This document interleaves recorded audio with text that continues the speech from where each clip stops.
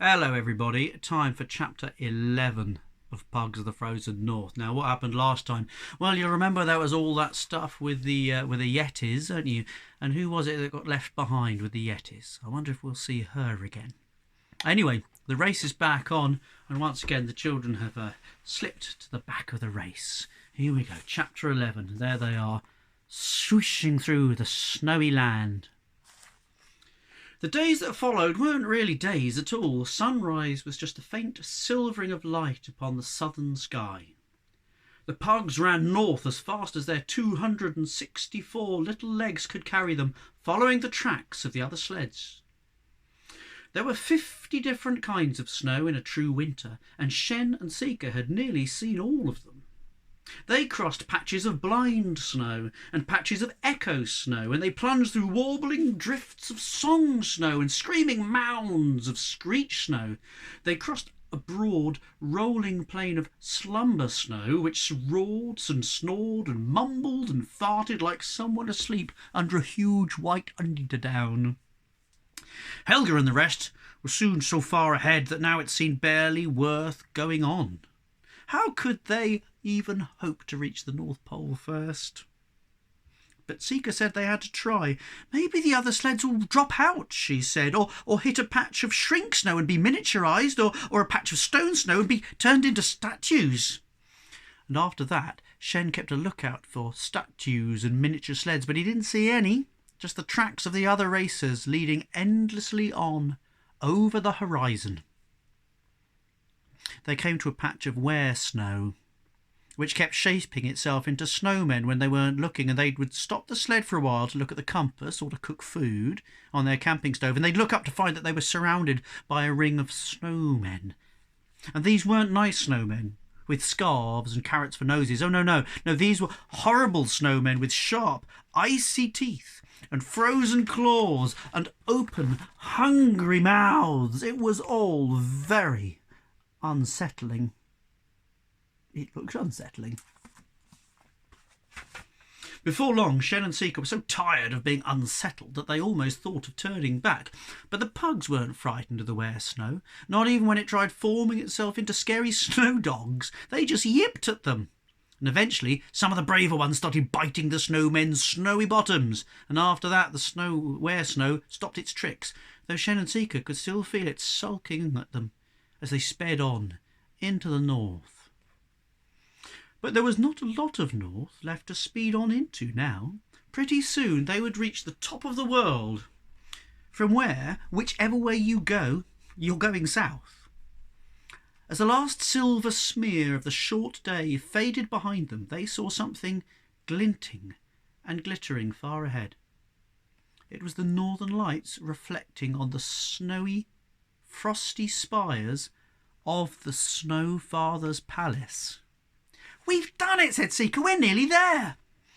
"But I bet one of the others has got there first," said Shen. He thought that if he kept saying that, it would not be so disappointing if they found that Helga, Shackleton-Jones or Sir Basil was already there. But he could not help hoping, secretly, that Sika was right.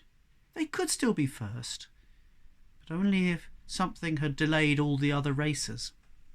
And after a little while longer, when they had crossed a particularly smelly patch of stink snow, they found that something had. The Snowfather's palace was not far off now. They could see it sitting there on the horizon like a strange, beautiful crystal. But between them and the palace was a deep chasm. The chasm's walls seemed to reach all the way down to the floor of the sea. And across the chasm, like a web of lace, there stretched a maze of snow bridges. "It's beautiful," said Shen. "But I'm not sure it can take our weight," said Sika. Very, very carefully, they steered the sledge onto the first of the bridges. It trembled and it creaked. Chunks of snow dropped from its underside and tumbled down into the shadows at the bottom of the abyss. Shen peered down after them, and she saw spiky white shapes moving down there, snow trolls, waiting to eat anyone who fell. "Help! cried a voice, echoing between the leaping arches and the tall spindly pillars of the north. The northern lights were pulsing brightly overhead, and by their glow the children saw Helga Hammerfest. Poor Helga, she'd done her best to stick to the thickest of the bridges, but even so, her mighty bog oak sledge had been too heavy. The middle one of the bridges had dropped out as she tried to cross it. Her polar bears, Snowdrop and Slush Puppy, sat unhappily at the far side of the gap. The sledge, which was still attached to them, dangled in mid-air above the chasm. There's the two bears, and look, the sledge is hanging off their weight. Oh, poor polar bears. Helga dangled from the stern post of the sled. She tied herself onto it with her beard. And from time to time, Slush Puppy and Snowdrop scrambled to their feet and tried to heave the sledge up. It would rise a few feet, but then it was too heavy for them to drag it back onto the bridge, and each time they tried, more snow fell down from the bridge, spattering Helga and her sledge and then tumbling on down and down into the depths. Shen and Seeker looked at each other. It would have been easy to keep going, but they could not leave Helga hanging there. "Mush!" shouted Shen, and the pugs surged forward. Shen and Seeker's sledge was so much lighter than Helga's, the pugs were so much lighter than polar bears, that even the flimsiest of the bridges could bear them. They threaded their way across the maze until they were on the bit of broken bridge where Snowdrop and Slush Puppy sat. "Thank you, children," Helga shouted from the blue depths of the chasm. "Please, cut my poor polar bears loose. They're getting tired. I don't want them to fall along with me." "No," said Shen. "We're going to pull you up." "Boo!" shouted the snow trolls down in the shadows below. They'd been looking forward to Helga falling so they could eat her. They started hurling big splinters of ice up at the bridge, hoping to dislodge her before Shen and Seeker could save her. But the abyss was deep, and the trolls were rubbish at throwing, so the shards all fell back down harmlessly. Shen started unhitching the pugs from Seeker's sledge and trying their leads to Snowdrop's and Slush Puppy's harnesses. I want to show you this picture of the pugs hanging over the edge looking down to see if they can see Helga. Look at them all. If the polar bears had been hungry, they could have eaten the little dogs in 66 big bites, but then had Shen and Seeker for afters. But they were unusually well-trained polar bears, and they seemed to understand that Shen and Seeker and all those small, yipping creatures were there to help. It took a while, but eventually all the pugs were attached. "Mush!" shouted Seeker, and the pugs strained forward, pulling the dangling sledge. Inch by inch it rose until it was jammed against the crumbling end of the broken snow bridge. Then Helga untied her beard, and she scrambled up the sledge as if it was climbing up a ladder, and gasping and panting she heaved herself up onto the bridge. The exhausted pugs relaxed, and the sledge dropped again, dragging the polar bears and the pugs back with it. Just in time, Helga pulled a big knife from under her furs and she slashed through Snowdrop and Slush Puppy's harnesses. The sledge dropped silently for a long time, and then from far below they heard the deep echoey crash as it smashed to pieces in the bottom of the chasm. "Boo!" and "Spoil sport!" bellowed the trolls, annoyed that nobody had been on it when it fell. Well, it seemed wrong to leave Helga behind, even though she'd left them behind back at the Last Hope. So they made her sit with Shen on the sledge, and Seeker went ahead and tested the snow bridges with a stick, while Snowdrop and Slush Puppy walked behind. And they had not gone far when they heard another voice shouting, "Help!"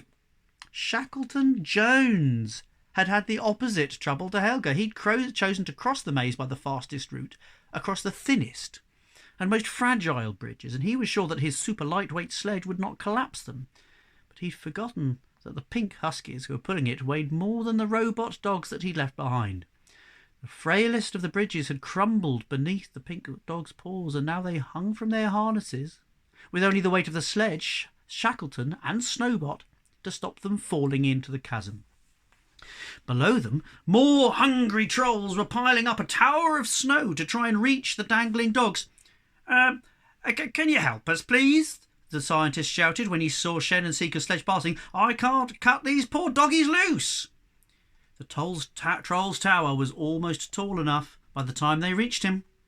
A troll climbed to the top of it and, standing on tiptoe, managed to grab the pink pom-pom on one of the dog's tails, and then it was snatched out of his hand as Shen, Seeker and Helga all helped Shackleton and Snowbop to heave the dogs back onto the bridge. "Spoil sports!" shouted the trolls.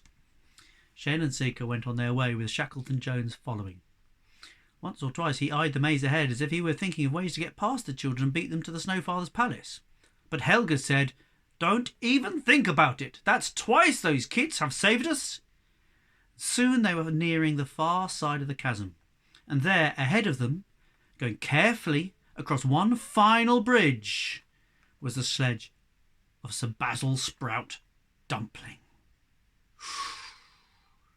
Let me show you this picture there. You can see at the top of the picture, you can see the poodles that were pulling Shackleton Jones's sledge. They're dangling down and they're looking down. And who's that climbing up at them? Yeah, you can see them here. There's a tower of those snow trolls. Boy, they look evil. That is the end of chapter 11. I hope you've enjoyed it, and I hope you're looking after each other and being kind to your mums and your dads or whoever it is that's looking after you. And I hope that I will see you again for chapter 12 very soon. Have a lovely day. Bye.